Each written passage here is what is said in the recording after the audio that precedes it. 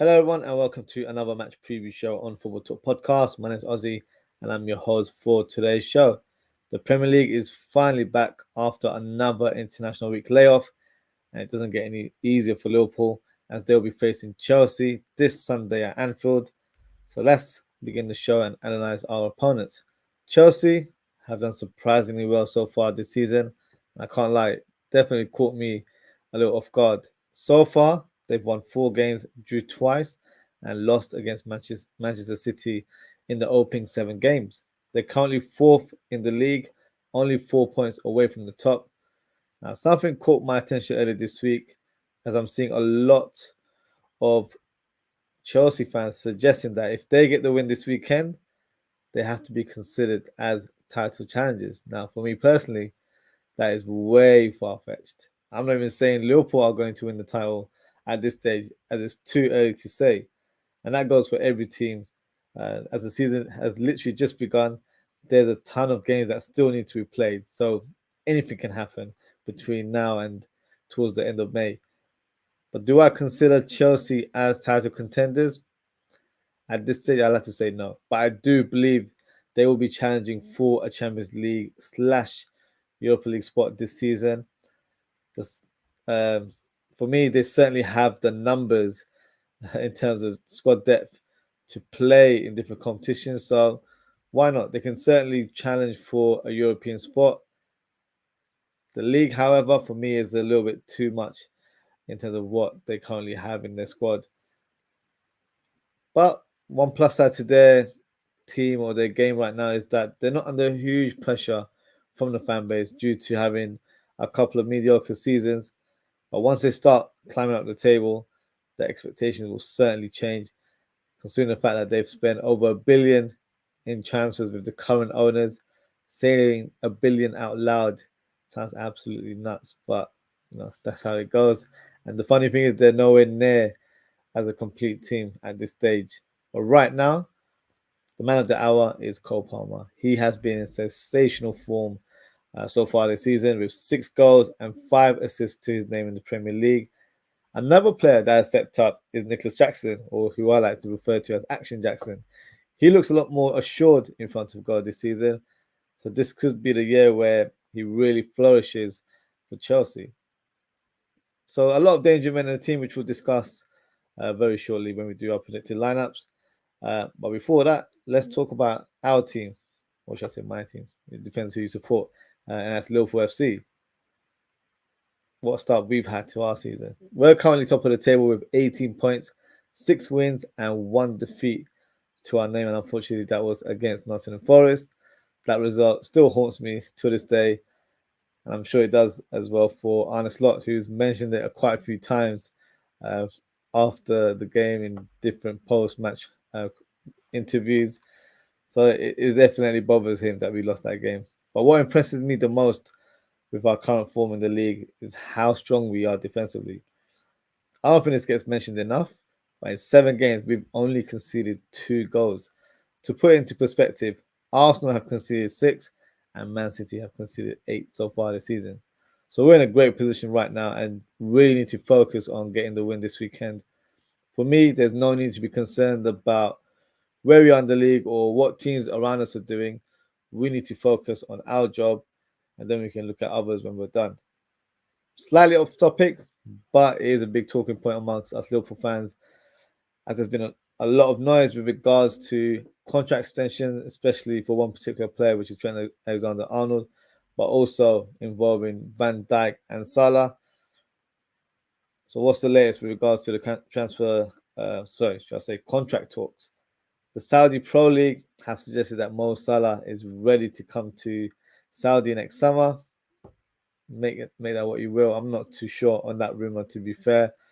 Van Dijk has hinted that he would like to remain at the club, but from what I've heard or what I've read, no contract talks have begun, which is a concern. If anyone's heard otherwise, please let me know. I feel like every day there's a new story from a different outlet, so I might have missed something. With regards to Trent's situation, this is heating up, but it's also confusing at the same time. 1 minute, Real Madrid are prioritizing him as a summer signing on a free transfer. Then they're trying to fast track that move to January due to Carvalhal's injury. But then today, I've read that Liverpool are currently in talks with the player and things are progressing very well. So, to put it bluntly, no one and no media outlet has any idea what is going on with these contract talks. So, don't believe everything that you read online. You have to take it with a pinch of salt, even if it feels like it's good news. Until it's not official, just take the information in, but don't let it affect the way you think about the team or what you think about the player. Like Trent, for example, the way fans are flip-flopping their opinion on him, it's quite embarrassing. If things aren't addressed by January in terms of contract extension with these three players, then we have to be slightly concerned, as all three players are able to discuss pre-contract agreements with other clubs abroad. But for now, let's not dwell on it too much with these contract talks, as for some, it will definitely stress you out. Me personally, I'm calm on the situation, but I can see some cracks among some other fans online. So until we don't get any concrete news, I don't think we should really put too much energy into those rumors. Right now, we need to focus on our team and see what they're doing. We've got a lot of games coming in the coming weeks, especially in this month and then going on to November. So we need to prioritize supporting our team, and then hopefully these contract talks will solve themselves. And then once we hear some concrete news, we can have a more detailed discussion. But let's move on and present the team news and see who's available for this fixture. For Liverpool, Alisson is out for this fixture as he is expected to return in 6 weeks' time, which will be around end of November, which is a huge blow. I believe it's a muscle injury again. I think thigh or hamstring, I'm not entirely sure. But yeah, a bit of a disappointing one with regards to that. Kaiser picked up a muscle injury just before the Palace game, actually before the international break as well. But I've not heard any details with regards to the impact of that injury. But based on what we've heard so far this week, I think he could be selected for the squad. It still remains to be seen. I'm sure we'll get some clarity tomorrow as Arne Slot has a press conference in the morning. But there is some good news. Harvey Elliott has resumed light training and is on the road to recovery. But for me, this fixture would be too soon for him to return. In fact, he's probably expected to return at the end of this month. So maybe the Brighton fixture is the one that they've marked on their calendars as a possible return date for Harvey Elliott. In terms of Kelleher, I know he had an injury before the Palace game. I'm not too sure in terms of where he stands. So if there's no Alisson or no Kelleher, it could potentially mean Yaros starts in this fixture. But for now, I'm going to make the assumption that Kelleher is fit and ready to play in this fixture. So we'll get some clarity tomorrow, I'm sure. In regards to Chelsea, Cucurella and Fofana will miss the game due to suspension. Reece James has returned to training, but it's very unlikely that he'll be involved after a long layoff. So that's the Chelsea news. So what we can do now is we can move on and do the predicted lineups of both teams. And we'll start with the home team. And that is Liverpool. So as I just mentioned, in terms of the goalkeeping situation, unless someone has anything else to tell me in the chat, I'm going to assume that Kelleher is fit. So I'm going to put Kelleher in goal. So there he is. Alisson's definitely not available for this fixture. The right side, it has to be Trent Alexander-Arnold. Can't play anyone else. Obviously, he's had a decent couple of performances for England during the international break. At the same time, he's getting a lot of attention in regards to comments he's made in an interview.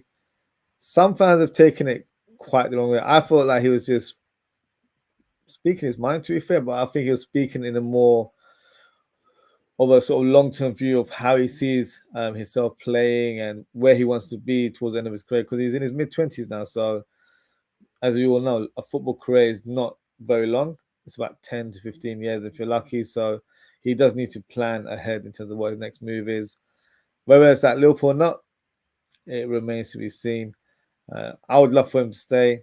I've said it before in my previous shows.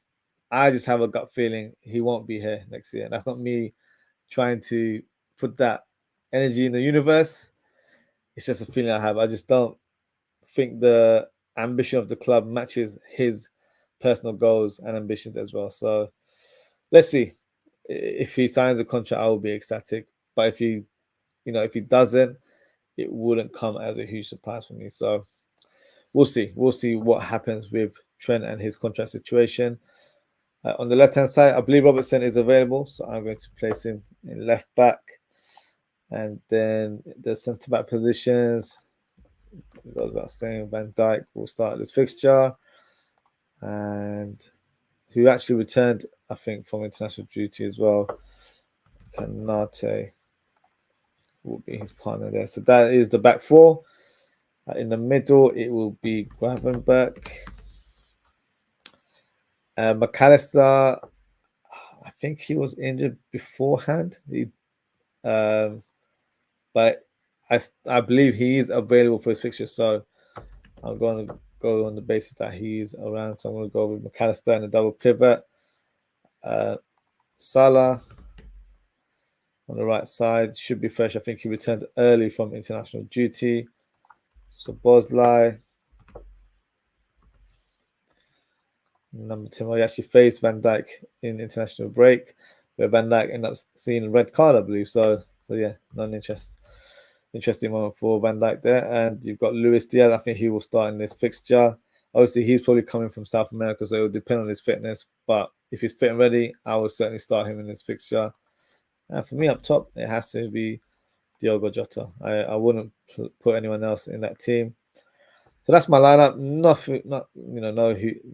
huge surprises in terms of selection. Some players might not be available, but for now, for what I've read and what I've heard, this is the players that are available and the strongest lineup that we can present against Chelsea, because we certainly need to make sure we've got a strong team out there and try and get all 3 points. So what we'll do now is we'll move on to the Chelsea team. So they will play a similar formation to us, a 4-2-3-1 formation. In goal will be Sanchez, a player who I don't rate, if I'm being honest. I don't think he's a great goalkeeper. So we've really got to test him in this fixture. Quite find it. Let me go to the Chelsea team. There we go. Because his shot stopping can be questionable. So I feel like this is the perfect game for a player like Szoboszlai, who is renowned for his long-distance shooting ability, to really test this keeper in this game. Because even if he's taking long shots and this keeper's parrying the ball away, Jota or players like himself will be around the box to respond and hit a rebound in that situation. So I'm hoping that is a tactic that we deploy. But I've noticed under Arne Slot, we don't tend to take that many long shots. It's something that's probably been embedded in the team to make sure we have possession rather than taking a long shot where it's 50-50. So, if you've taken a long shot and it hasn't hit the target or you haven't scored, you've lost possession. So for Arne Slot, he's more focused on possession football. So it's something I want Arne Slot to tweak. I feel like when you've got players like Szoboszlai, Diaz, and Gakpo who can shoot from distance, you've got to really utilize their ability. And McAllister as well, he's got a fantastic shot on him from distance. So something we've got to take advantage of and use to our advantage, in my opinion. In terms of the Chelsea backline, it will be Gusto on the right side. So he's pretty much claimed that position, with Reece James struggling with injury and fitness at this stage. And then it would have been Fofana. I think they might go for Tosin. It's between Disasi and Tosin, but I believe Tosin played in the last fixture. I have a feeling they might go for him alongside Coyr. So that would be the centre back pairing. Tosin is quite a tall defender, so I feel like his presence will definitely be a useful one to have in order to mark a player like Jota. And even if Darwin Núñez comes on later on, I feel like Coyr and Tosin will try and do their best to try and keep him quiet. So I think this will be the centre back pairing for Chelsea. And on the right side, with no Cucurella, I'm going to go for their signing Viega, Renato Viega there. So he'll play in the left back row. And Chelsea fans have been very highly impressed with him and have spoken, big terms, saying that he's been one of their best signings so far. So high praise from Chelsea fans so far. In terms of double pivot, no huge surprises. When they're fit, they're the first names on the team sheet, and it's Caicedo and Enzo Fernandez. So there you go. And in terms of the right wing, Madueke, who's been in good goal scoring form, so definitely a player we need to look out for. And he's formed a great partnership with their number 10, and that's Cole Palmer. And on the left wing, you've got Nkuku, who they've utilised there a few times. You've got Mudryk, but he's not really a star, is he? You'd have to go for Sancho in this game. And that actually looks like a good three attackers there, with Sancho, very skillful on the left wing. Not the fastest of wingers, but he's very good in terms of tactical dribbling, where he knows when to move around the fullback, and he's got a good pass on him as well from different ranges. So he'll definitely have a big role to play in this fixture. Cole Palmer pretty much can do everything: score free kicks, penalties, wonder goals, left, right, and center. So we'll definitely need to make sure we keep him quiet. So that would be Gravenberch's role and responsibility to make sure he doesn't get any influence in the game. And Madueke Robertson needs to make sure that he's efficient and make sure that he doesn't give him any space or any time in the world to cut in, because he's got a fantastic shot on him from long distance. So yeah, they've definitely got players that can cause us trouble. Up top, on paper, I'd personally select Nkuku. I think Nkuku is their best attacker in their team. But considering his current form, you can't knock off Jackson. He has to start in this fixture. And Nkuku can come on and be an impact sub, whether he plays through the middle or on the wing. Don't feel like that's his best position on the wing, but Enzo Maresca has played him a couple of times there. Can also play at number 10, but obviously that's occupied by Cole Palmer. So it'll be interesting to see how that pans out for Chelsea. So that's my predicted lineup. No huge surprises. Pretty much the same team as last. Just a couple alterations with the 2 suspensions that they have. Now, in terms of score predictions, no huge surprise. I'm going for Liverpool win. It's at home, so that is definitely an advantage for us. And a big advantage is that after an international break, we're not playing on Saturday at 12:30. We're playing Sunday at 4:30 p.m. So that's a huge advantage. It sounds silly to even say that out loud, but we've always, got the shortest straw when it comes to these fixtures, and we always end up playing the first fixture after an international break. So that's a bit of sigh of relief. So the players have an extra day of rest / an extra day of training. So that will definitely help in terms of our preparations for this fixture. In terms of my score prediction, I'm going to go for a 2-0 victory for Liverpool, and the 2 goal scorers will be Mohamed Salah and Diogo Jota. So that is my prediction. Before I wrap up the show, I see a couple of comments in the chat from Daz. Big up Daz, always a big up Ozzy. Thank you for your comment, Daz. And he's also presented his lineup. So he's gone for Kelleher, Trent, Virgil, Ibu, Robbo, McAllister, Dominic Szoboszlai, Ryan Gravenberch, Salah, Nunes, and Cody. So you've gone for a slight change up top with Cody signed on the left, and then you've got Darwin Nunes up top. That wouldn't be a huge surprise, especially in regards to Diaz, who I'm sure played for Colombia in international break. So maybe it's required. He requires a bit of a rest, but I would personally play Diaz. I would say in this fixture, and then possibly have Cody Gakpo start in the fixture against Red Bull Leipzig next week. So, but yeah, it's not a wild shot. And then Darwin Nunes as well, probably the same call with Jota. Got to really be careful and manage his games properly. Don't want him to pick up any injuries because he is definitely our best finisher up top. So yeah, remains to be seen. But yeah, big up to yourself. That's not a bad lineup at all. I've got a couple more comments in from Jay Kismet. Says, bless bro, you never walk on. Big up Jay Kismet. Hope you're well. And he's also sent his greetings to Daz in the chat as well. So that is it for today, guys. Thank you so much for tuning in. If you haven't already, please don't forget to like, comment, share, and subscribe to the channel. This week, I'll be doing a live watch along of this game. The game starts at 4:30 p.m. UK time, so I'll be live from 4:20 UK time. So feel free to join. Leave your comments in the live chat as we're watching the game. There will also be a match reaction show later in the evening, possibly around 10 or 11 p.m. UK time. So make sure to hit that notification bell and also follow me at Aussie.ftp on Instagram for all the latest updates. I've just got a score prediction here from Daz, who says 4-0. I love that positivity. And he also said blessed to JK as well. So big up to Daz and JK for the comments there. And that is it for today, guys. Thank you so much for tuning in. Take care, stay safe, and I hope to speak with you all on Sunday. Goodbye.